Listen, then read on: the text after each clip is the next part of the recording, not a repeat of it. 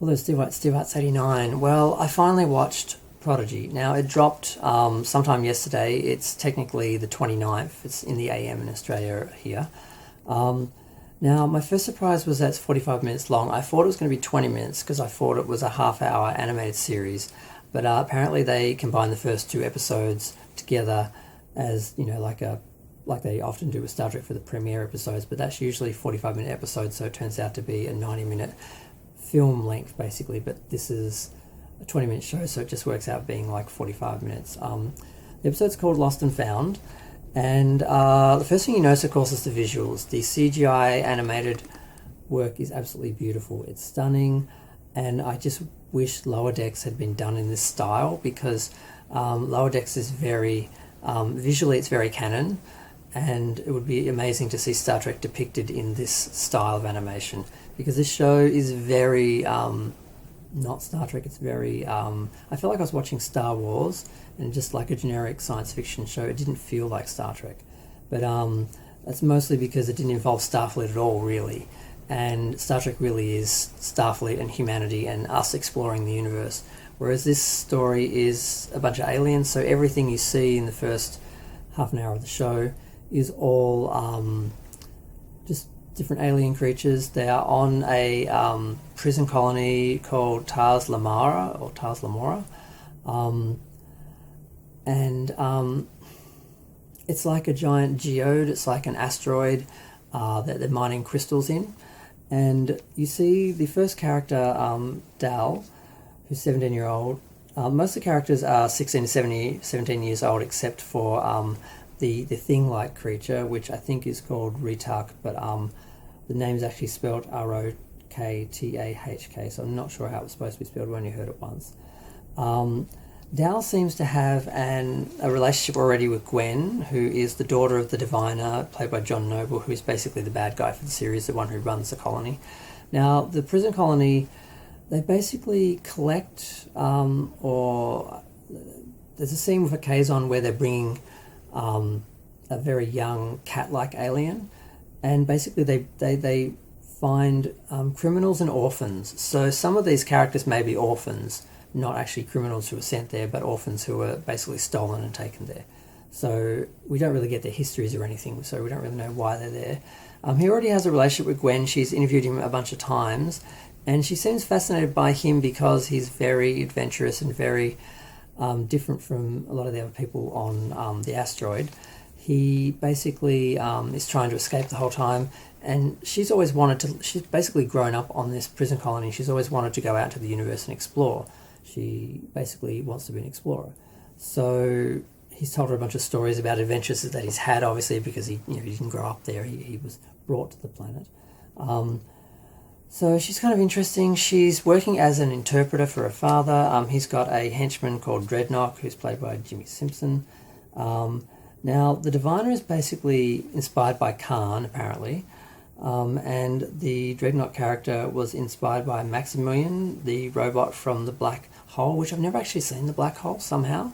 I think I saw it on TV when I was a kid, but I haven't seen it as an adult. I had to watch a clip just to see what this robot is. It's basically this silent enforcer. So, the whole episode, the initial concern I had for the show first was it wouldn't be at all like Star Trek, which I kind of feel like it isn't. It's very much in name only, which is sort of Star Trek's brand now. It's just general science fiction with the Star Trek title. It doesn't sort of explore any of the elements that made Star Trek unique. So it feels more like Star Wars to me. But the story I thought would be very kiddie and talking down to children, and that's my big worry for the series, was that you wouldn't really be able to watch it as an adult because it would be very childish and simplistic and talking down to children. Fortunately it wasn't, because they kept talking about making the show for kids, like children sort of with some lesser form of intelligence that needed sort of to be spoken down to or something, which was my concern from all the reviews and all the interviews that I'd heard. But it doesn't do that at all, so it's quite watchable, like as an adult. I've had no problem watching it just as a general science fiction series. The story is not particularly complicated.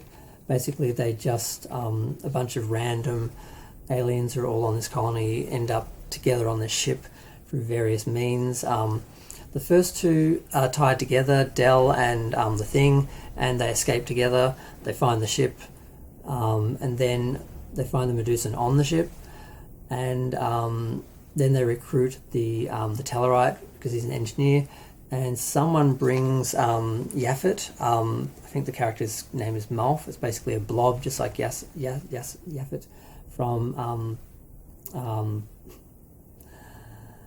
the Orville. Sorry, I was forgetting the name. He's very helpful in one scene. He basically just makes little noises and just looks cute for most of the episode, but in a pivotal moment he does actually save the day. So he's not useless, but he's basically just a blob that looks cute. We don't actually see Janeway until pretty much the end of the show. So this guy's trying to escape. He's being interrogated because they believe he could be connected to the Medusan, who's some sort of rebel, who they're calling, I think, Convict Zero or whatever.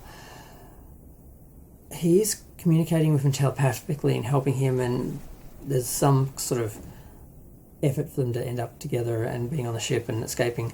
It does seem to be planted. The villains do seem to refer to the ship like they knew about it, and it does seem to have been planted and they were supposed to find it or something, so I'm not sure. They were trying to use Del they were trying to have him lead them to the Medusan. So it seems like there's a bigger overall sort of plot happening, which is disappointing because I was hoping that they're basically just going to escape from the colony and then go off and be exploring using the ship and sort of discovering what Starfleet is and what Star Trek is and what humanity is and so forth. But it looks like the series is just going to be like The Fugitive, where every episode they're being pursued by the bad guys. And that's part of the thing that makes it sort of not like Star Trek. Star Trek had protagonists and situations to be resolved and problems to be solved by like the crew working together. And although it has that element of the crew of individuals working together and using their own strengths and so forth, which is good, that's very Star Trek. But the story itself is really just the good guys and the baddies are chasing the good guys. And it does seem like it's going to be that simple, which does worry me a bit, because if each episode is just a different escape from the bad guys and they don't really get any time to really explore or learn anything about the universe, it's going to be very disappointing, and that's sort of what I'm worried about. But it's hard to tell. It's the first episode, so I'm trying to work out what the series is going to be like from the first episode. It could change dramatically from the third episode. Discovery did. The first two episodes were like Star Trek, very much like Star Trek, for the most part. And then once they got to the third episode and they were on Discovery, it was suddenly like they were in like a mirror universe sort of Section 31 show, and it was very different. So this could change drastically, but it looks like this is going to be the format. It's going to be like The Fugitive, but with a bunch of teenagers running away from the bad guys in a spaceship every week instead of, just a man on foot. There's probably a couple other shows it can be compared to that I'm forgetting by name at the moment. But, the characters were good, the acting was good, the voice acting was good, the animation was beautiful. We don't see Janeway until the end. Basically, they're on the ship, they have found, they've needed some repairs, they've fixed it, they've got it in the air, they're using a drainage chute to escape to get out of the asteroid, the colony, and they've had some obstacles put in their way, and the Yaphet character basically blobs onto a console because they're like, where are the phases? They're calling them the pew-pew buttons. So where are the phases? They don't know where they are. They apparently can work the photon torpedoes, but they couldn't work the phases. But he blobs onto the console, and basically you can tell he's actually operating it through his body. And then they start shooting. They get past the obstacles. They escape.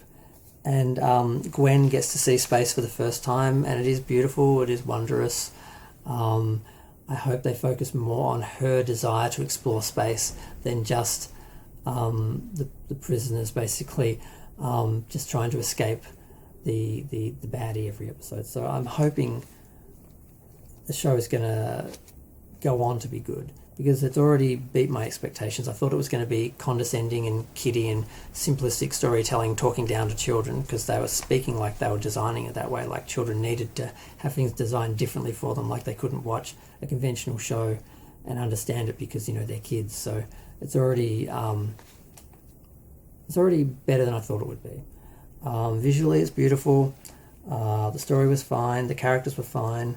Like I said, we only see Janeway at the very end. Someone asks for help or refers to help, and she opens up and she basically says, "I'm your training hologram."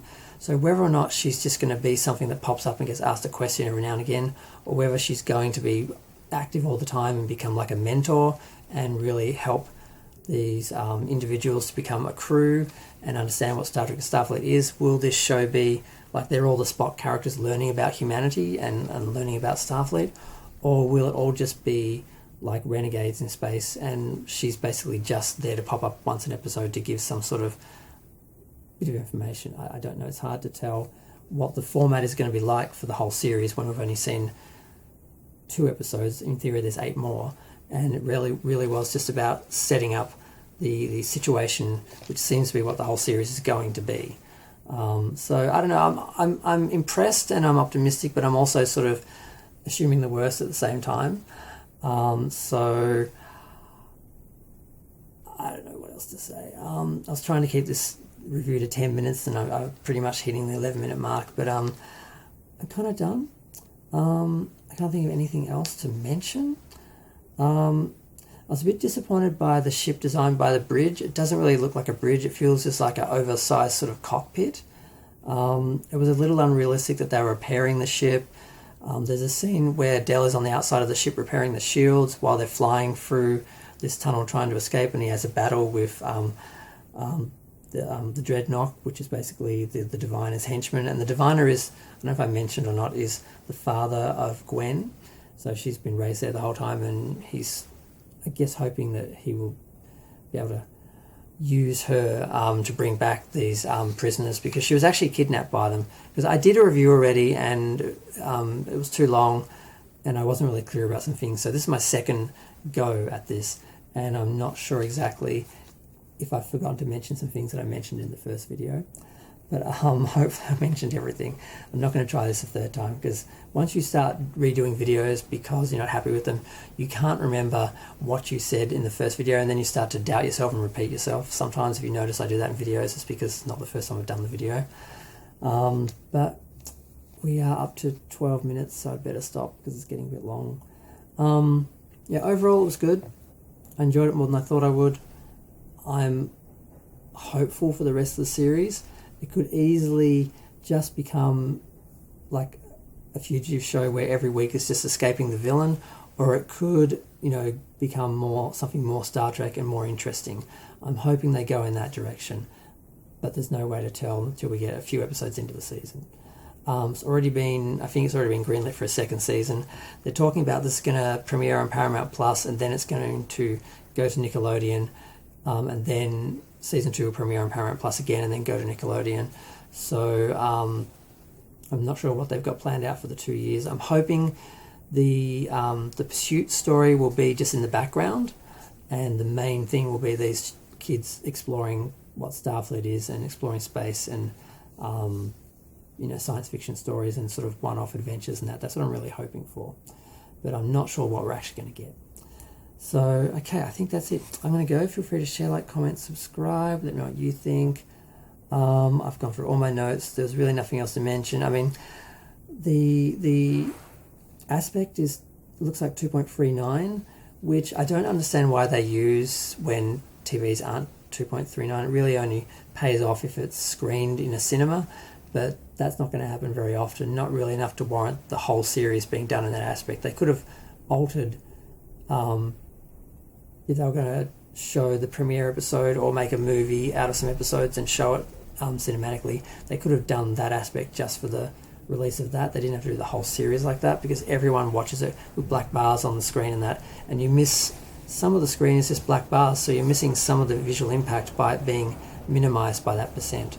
So that was another criticism that I had, and it's the same criticism I have with Discovery and a few other shows that use the same aspect. It's like they're trying to be cinematic even though the show is not being shown in a cinema format.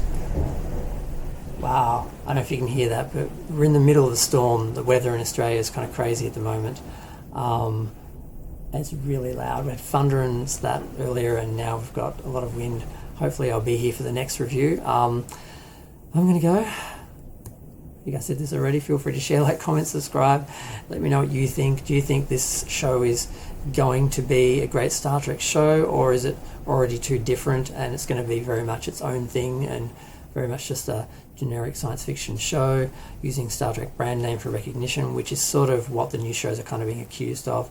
Not that it's bad as a show on its own, but it doesn't feel like Star Trek yet. I'm waiting for the Star Trek to hit. They had some of the strings from the theme at the very start, and that's about it. The credit sequence is actually at the end of the episode, and the theme's okay. The intro looks interesting, but I'm still kind of waiting for it to really feel like Star Trek, and I'm not sure if it will actually get there. But I am going to give it a chance. I'm going to watch each episode, and I am hopeful because the animation's great, the storytelling's fine, the characters are okay. Yep, I'm going to go. Thanks, bye. Just before I get into the review, I just wanted to say I was going to call this Star Wars Prodigy, at least in the title, but I didn't because I thought that's being a bit petty. But I've noticed other people started doing that in their reviews, so I just wanted to mention that.